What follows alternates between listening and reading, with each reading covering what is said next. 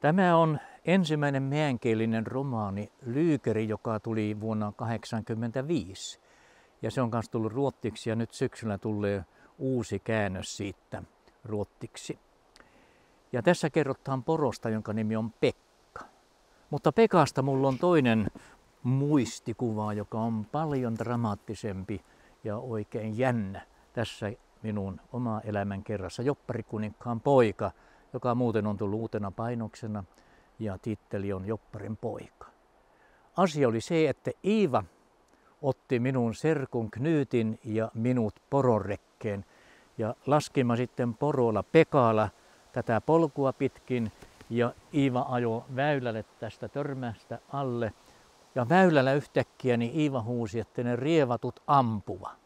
Ja silloin me havaittimme, että Lasse, minun Kreetta-tätin mies, tuli sivakoilla tuolta ja Tulli oli sen perässä ja ne ammuit. Ja Iiva käänsi poron ja ajoi törmää ylös ja sitten tähän ja lähti pakenemaan tuonne. Minä hyppäsin reestä ja menin kuusen alle piiloon. Kuusi oli silloin tuossa.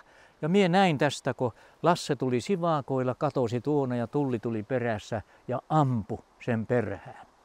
Ja Lasse katosi ja pääsi pakkoon, eikä Tulli saanut sitä kiinni, mutta se on toinen tarina.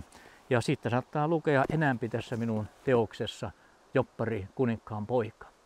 Tämmöistä muistan ja tämä on erittäin jännä kaunokirjallinen paikka, tämä ranta. Tulkaa täällä käy.